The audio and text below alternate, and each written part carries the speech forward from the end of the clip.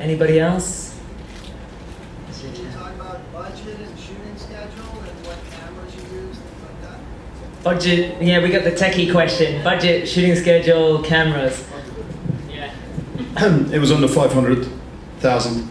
And the camera was a red camera, but it was a red camera that was used, that we adapted old lenses and put on the front of the red camera, which is new technology, and we used old Sears Roebuck lenses that were about $40 way back in the 70s, and they were the state-of-the-art back in the 70s. That's why it gives the film a fairly unique look with those filters and with those old, really kind of decrepit lenses. The shooting schedule was, we shot in Los Angeles, we shot in Santa Monica, we shot in Culver City, and we shot in Death Valley and Zabriskie Point. And we basically covered everything. We never had any reshoots, we never had any days overages. We shot for 16 days, and we did the film in 16 days. We should also say that Zach Mulligan, the DP, won Best Cinematographer at Sundance. Yeah, we were in competition. We were in competition in Sundance, and we absolutely had no idea that we were going to win anything at Sundance at all. We were actually just thought we were very fortunate to get into Sundance.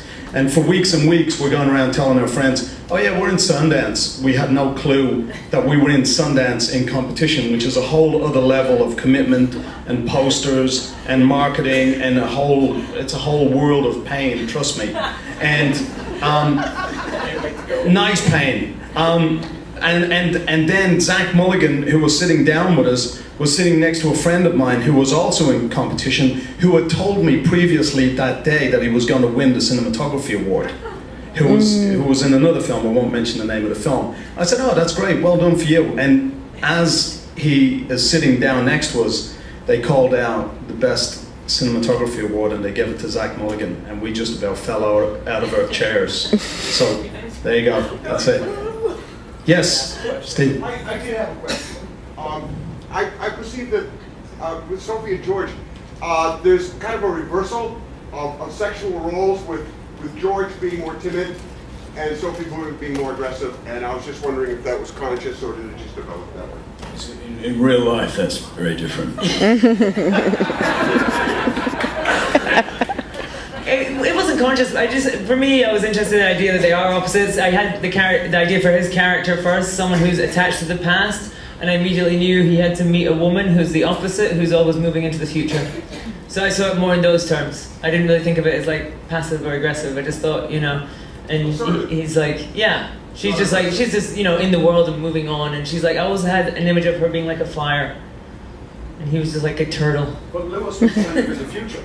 And Lewis is in the future. He's like out there, yeah. Anyone else? Yes, Liv.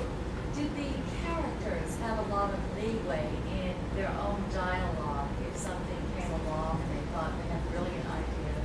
So or was it very scripted? the question is about the dialogue, and was there much leeway for them to change it? Totally. I'll let you. Do you guys want to say? I'd say we pretty much.